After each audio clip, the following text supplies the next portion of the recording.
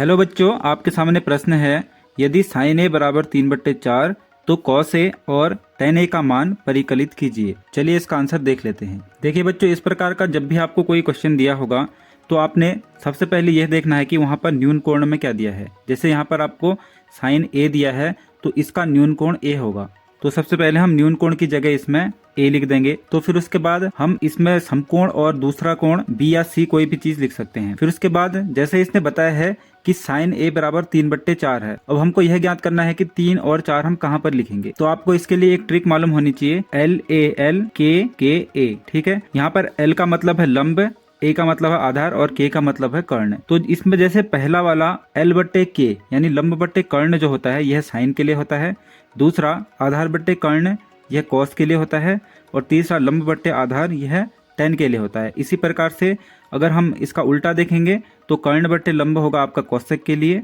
कर्ण बट्टे आधार होगा आपका सेक के लिए, और आधार बट्टे लंब होगा आपका कॉट के लिए। तो हमें जैसे यहाँ पर जो पहले दिया है उसे अगर हम लिखते हैं, दिया है साइन ए बराबर 3/4। अब आपको जैसे मैंने अभी बताया कि लंब बट्टे कर्ण साइन होता है, तो यहाँ पर 3 तो हो जाएगा हमारा लंब और 4 हो जाएगा हमारा कर्ण। तो इसको हम लंबे की जगह क्या लिख देंगे, 3 इकाई, और कर्ण की जगह हम लिख देंगे 4 इकाई।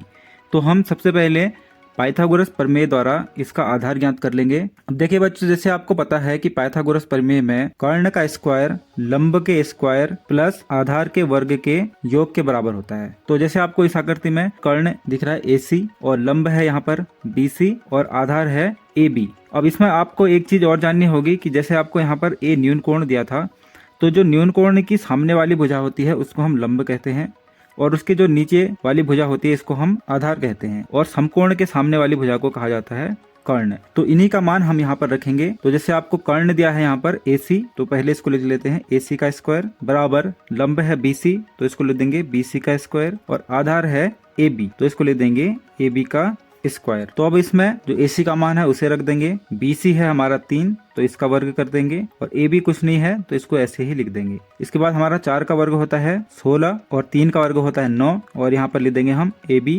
स्क्वायर। अब हम यहाँ पर 9 को बराबर के आगे लेके आएंगे तो हो जाएगा 16 - 9 बराबर AB स्क्वायर। 16 में से 9 घटाएंगे तो आ जाएगा 7 बराबर AB स्क्वायर। अब हम इसको ऐसे भी लिख सकते हैं, AB = √7, क्योंकि आप जानते हैं कि जब भी हम वर्ग को बराबर की दूसरी ओर ले जाते हैं तो वह वर्गमूल में बदल जाता है, तो इसलिए हमारा यहाँ पर AB बराबर आ जाएगा √7। तो इस प्रकार से हमारा समकोण त्रिभुज का आधार प्राप्त हो गया है √7। तो इसका प्रयोग करके इसमें जो हमें cos A और tan A ज्ञात करना है उसे हम ज्ञात कर सकते हैं। तो लिखेंगे, इसीलिए cos A बराबर आधार बट्टे कर्ण, तो आधार की जगह हम आधार लिख देंगे √7, और कर्ण की जगह लिख देंगे हम 4।